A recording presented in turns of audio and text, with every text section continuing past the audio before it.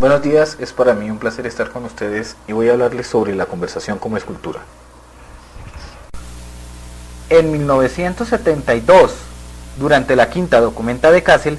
el artista alemán Joseph Beuys participa con un proyecto tan interesante como polémico: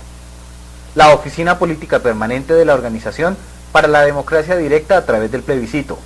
Para esto, pinta el pabellón de exposición de blanco y crea un espacio de discusión público en el que se sienta durante 100 días a hablar junto a dos de sus colegas y algunos asistentes sobre temas que iban desde su actitud ante el sentido del ser humano, su concepto de libertad y temas políticos concernientes al ideal de democracia. Se dice que en uno de aquellos días, una joven se dirige a Beuys y le pregunta: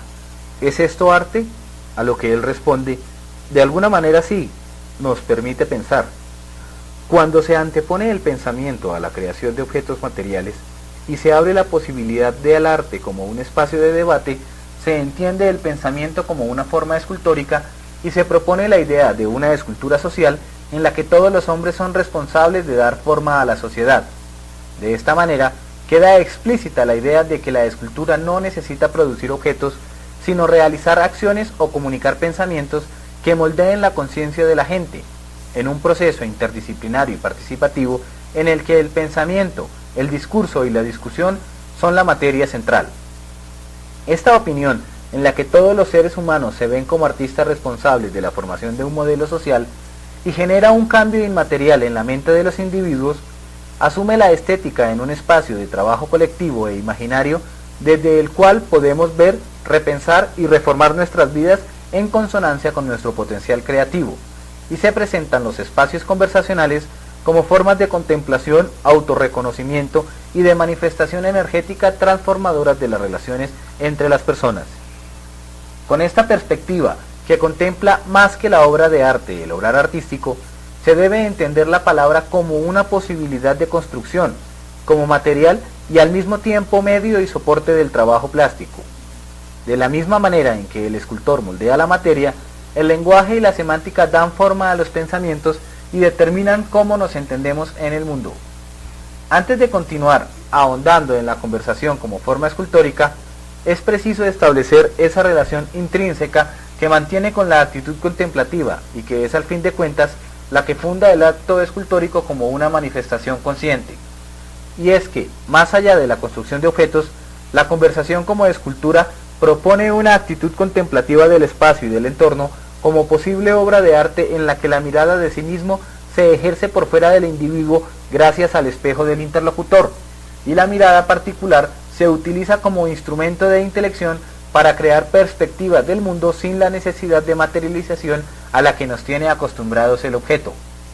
El acto contemplativo no solo intenta recuperar el valor de la mirada como acto de construcción artesanal del pensamiento, sino que además es una economía plástica que evita la ejecución visible de los objetos para proponer a cambio una hermenéutica de lo que, aunque ya existente, ha pasado desapercibido. Si ahora extrapolamos el concepto de contemplación en el espacio a una dimensión temporal, nos daremos cuenta de que el acto contemplativo de la memoria también constituye en sí una forma escultórica conocida como bricolaje. La forma en la que opera el proceso tradicional de la escultura se basa en la construcción de objetos, y a partir de ellos es que se genera un acontecimiento, una conmemoración o un monumento. En contraste con este procedimiento tradicional, el bricolaje es un proceso escultórico en donde ya no se crean objetos para generar acontecimientos, sino que se toman restos de sucesos y sobrantes de acontecimientos para generar estructuras. El bricolaje enfatiza el hecho de que los objetos existen mediante su uso y es la forma poética de construcción del mundo que permite que, por ejemplo, en el juego infantil de la guerra, una cuchara de palo sea entendida como una espada, un gancho de ropa como un arco, una olla como casco protector y su correspondiente tapa como escudo. La existencia de las cosas, entonces, depende del uso que se haga de ellas y el contexto en el que éstas se inscriban. Muchos artistas han adoptado este modus operandi para la construcción de sus obras.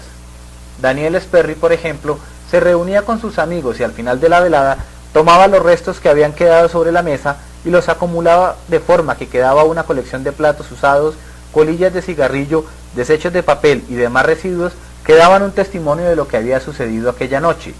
Robert Rauschenberg deambulaba por las calles de Nueva York reciclando animales disecados, llantas usadas, señales de tránsito y todo lo que le servía para luego ensamblarlos en sus ya célebres acumulaciones. Picasso tomaba el manubrio y el asiento de aquello que en algún tiempo fue una bicicleta para representar el cráneo de un toro, etc.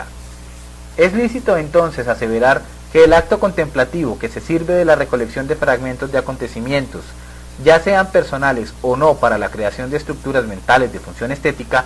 no es más ni menos que una forma escultórica primitiva de la transformación del pensamiento sin la necesidad de la fisicidad del objeto.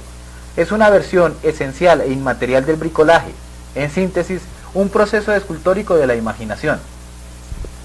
No es ninguna sorpresa que el acto conversacional como escultura sea consecuencia lógica más de una actitud contemplativa del mundo que de una postura propositiva.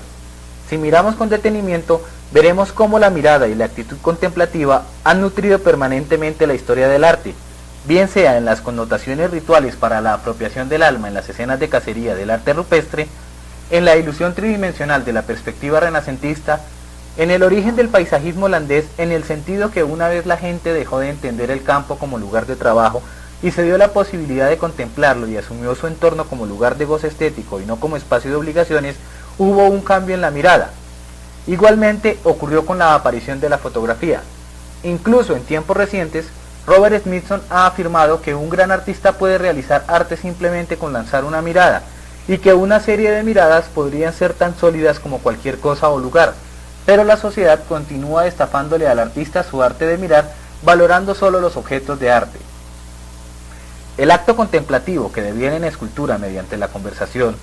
porque al fin de cuentas es un acto, pone de manifiesto la relación directa del cuerpo humano y su entorno a través de la palabra. Esta relación entre la mirada y la palabra, entre el ojo y la boca humana, se encuentra, como ya lo ha señalado Georges Bataille, ligada a la verticalidad del hombre y al hecho de que éste posee lenguaje. Además, plantea la boca en términos del poder de expresión del ser humano. Si bien es cierto que el sentido de la mirada se sitúa en relación al horizonte, la dupla ojo-boca se sitúa de manera ortogonal al suelo,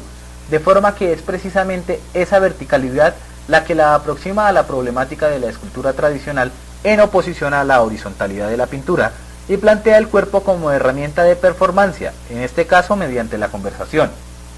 En este punto, es importante aclarar que el acto conversacional es independiente de la temática que ésta maneje, ya que en sí es autorreferencial y autoconstitutivo, de forma que lo importante no es su discurso, sino la circulación de la información proveniente de cada una de las experiencias personales de los interlocutores. Así, la conmemoración de la experiencia, es decir, el objeto escultórico del pensamiento y su soporte hablado, no se encuentran divididos, sino que constituyen una unidad inseparable, en cuanto la palabra se comporta como sustento de un contenido sobre la misma palabra, y es al mismo tiempo la base, el fundamento y la materia de una idea que hace alusión a sí misma. En un mundo en el que la constante preocupación del hombre por la construcción desmedida de objetos ha revelado la inexistencia de una verdadera y universal imagen, y en donde se ha perdido la capacidad de asombro del hombre debido a la costumbre de sus actos, la conversación como forma escultórica se presenta como posibilidad de autorreconocimiento que utiliza la herramienta directa del hombre como comunicador y sitúa al artista como intermediario para permitir que ese vínculo entre los hombres y su entorno se lleve a cabo en mayor o menor grado, mientras que la obra, por su parte, deviene en una manifestación energética que solo se hace posible como pensamiento, porque solo puede existir como energía. Entendida como energía más que como materia, la conversación acontece como la manifestación por excelencia de la energía potencial de la palabra, y el hecho de hablar se encuentra quizá más cercano a las necesidades culturales de una sociedad en la que el aislamiento resulta impertinente. Cuando se entiende la conversación como forma de arte no excluyente, sino por el contrario participativa, se cambia la perspectiva de un hecho cotidiano y se entiende la pertinencia del arte en la sociedad, como una necesidad de construcción y organización del mundo, como un acto de pensamiento y como el hecho fundacional de la cultura del que hablaba el artista italiano Piero Manzoni. El arte no es un fenómeno descriptivo, sino un procedimiento científico de fundación. Aquí la imagen toma forma en su función vital, no podrá ser valorada por lo que recuerda, explica o expresa, ni querer o poder ser explicada como alegoría de un proceso físico, ha de ser valorada en cuanto que es, ser. De este modo, el acto artístico se revela en su experiencia intrínseca y al artista solo le queda resolverse en la vieja pregunta shakespeariana. Ser o no ser, esa es la pregunta. Hacer o no hacer, esa es la actitud. Gracias.